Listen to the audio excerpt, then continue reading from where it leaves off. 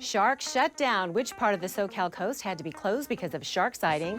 And yet another milestone for pop icon Taylor Swift, how the singer is breaking records once again. You are watching The Rundown. I'm Lynette Romero, in for Robin Winston. A large section of Sunset Beach had to be closed because of a shark. Some people say they saw a shark in the water on Sunday afternoon, and then moments later, an injured whale washed ashore with bite marks. This happened near Lifeguard Tower 22, that's between 24th Street and Admiralty Drive. The beach was closed for 1 mile in each direction of the Lifeguard Tower, and it will stay closed for at least till Tuesday afternoon. The U.S. Postal Service has announced its shipping deadlines for the holidays. Now, if you're using ground service or first-class mail, be sure to send your package or letter no later than December 16th. If you want it to arrive before Christmas, that is, you have a little more time if you're using priority mail, but only a couple of days. Gets to our customers in 2 to 5 business days. Like I said, affordable, reliable. So if you're mailing packages from Snowflake, Arizona, to Garland, Texas, to Santa Claus, Indiana, to Hollidaysburg, Pennsylvania, we're getting it there in 2 to 5 days. So keep in mind, if you celebrate Hanukkah or Kwanzaa as well, you have that 2 to 5 business days that you can work with to get your packages to your loved ones on time. Last year, the Postal Service says it processed more than 11.7 billion pieces of mail during the holiday season. Now let's get a check of the weather with meteorologist Belen de Leon. Well, here we are taking a look at the first full week of November. That fall weather is making a comeback for the start of the week. We'll also have the return of that marine layer. That means we'll have low clouds and areas of fog each morning. Keep that in mind. Allow extra time when you have to leave the house. By the middle of the week, a change in wind direction. We'll have Santa Ana winds develop. Fire danger will be increasing. And by later this week, high pressure will be in control of our forecast. That's going to help boost our temperatures. So the first half of the week will be guided by this area of low pressure in the Pacific Northwest. It's going to cause a dip in the jet stream, strong marine layer, clouds, fog, and those cooler temperatures. But by the middle of the week and the second half of the week, that's where we have this high pressure system take control. Look at what it does to the temperatures. We're cooling through Tuesday. It's going to feel like fall, 71. And then we have the Santa Ana winds, offshore winds develop for the second half of the week into the weekend. You can see how the temperatures rise. We'll be in the 80s by Saturday and Sunday. An SUV plowed into a crowd outside of a restaurant in Santa Clarita over the weekend. Investigators now tell us 2 women in that SUV were trying to switch seats when it all happened. Now, there is a warning for you. We're about to show you dash cam video of the crash. This video is shocking, but if you can believe it, everyone is doing okay.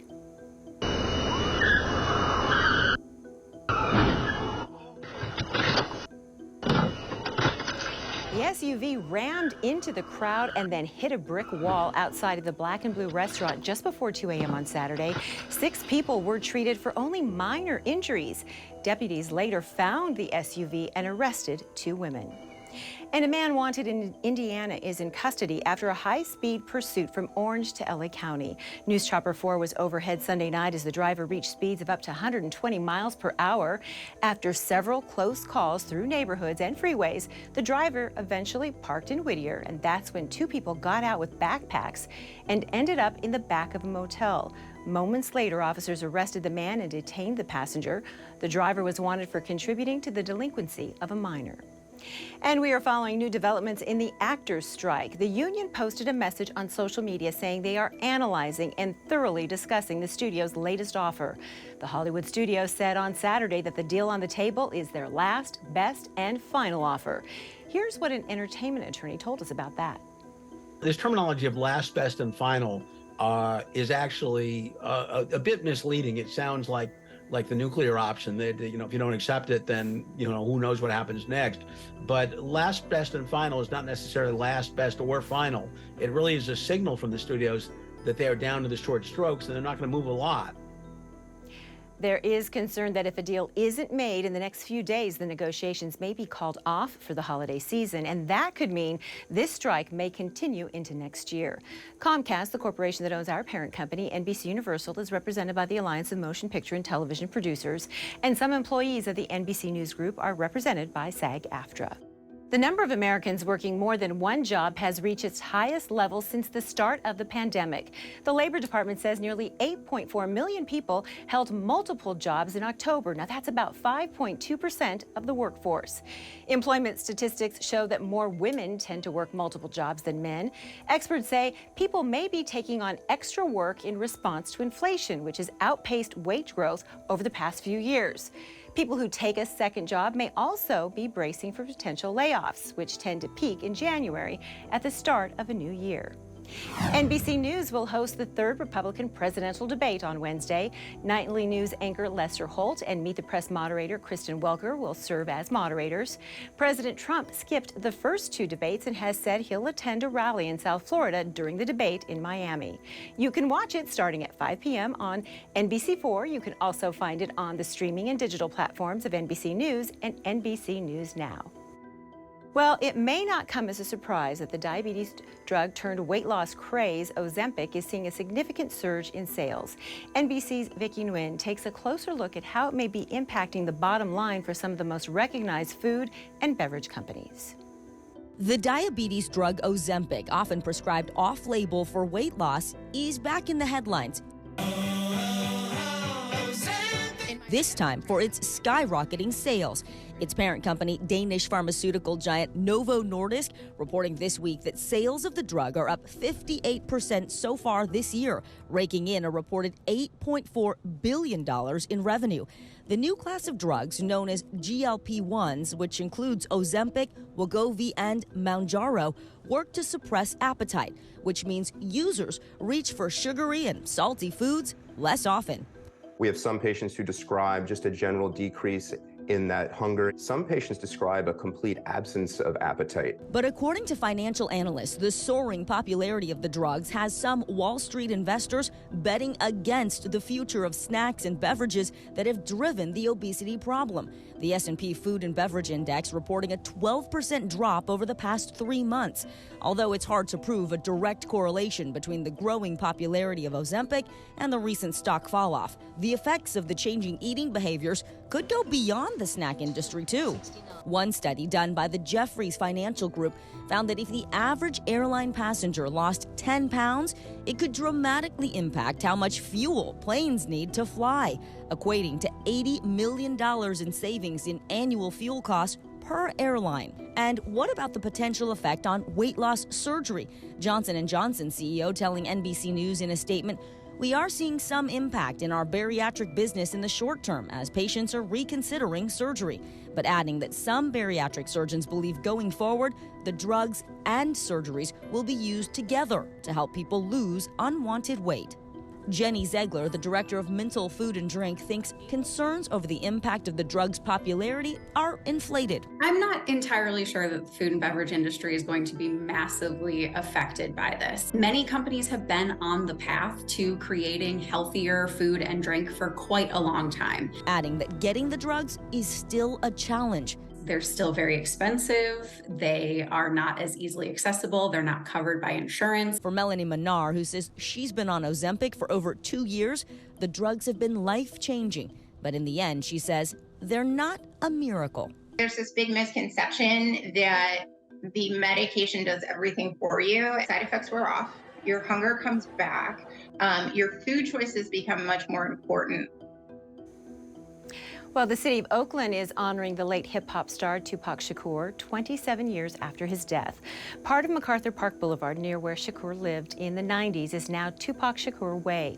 Tupac lived in Oakland for a few years growing up before moving to Southern California.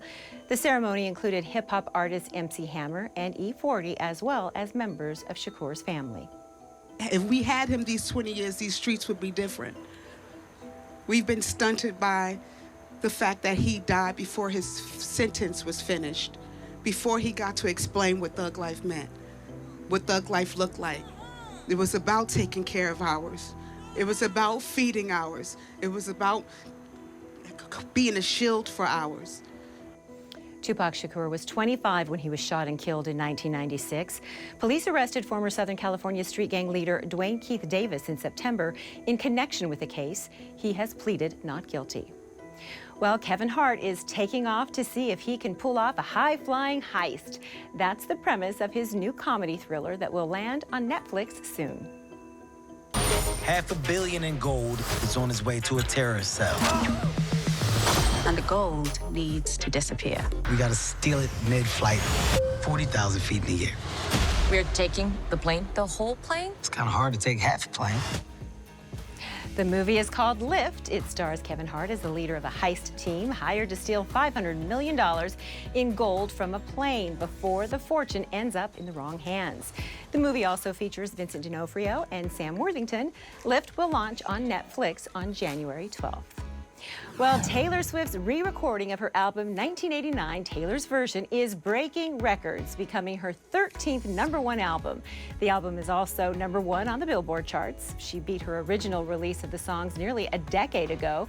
1989, Taylor's Version marks the biggest release for any artist since Adele's album 25. Swift now owns 80% of her music. 2 more album re-records are set to be released at a later date. Well, everything is hitting streaming services, including NASA. On Wednesday, NASA will be launching their free streaming service. The new ad-free, no-cost streaming service will be called NASA Plus. While NASA has not revealed what shows will be on the platform, we do know it will include some form of family-friendly space science originals and documentaries, and best of all, live mission coverage. The streaming service will be available on most platforms via the NASA app, on mobile phones and streaming media players such as Roku, Apple TV, and more. It's full speed ahead for the cruise industry, which has seen a huge resurgence in our post-pandemic world. And as people head back out on the water, U.S. News & World Report ranks Disney as the top cruise line for families.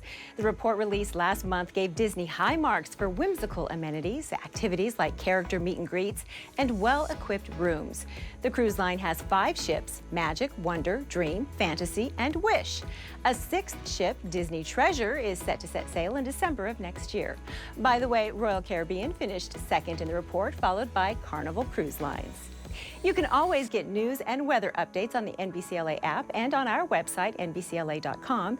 And be sure to tune in to Today in LA on NBC4 weekdays from 4 to 7 in the morning. Thanks for watching The Rundown.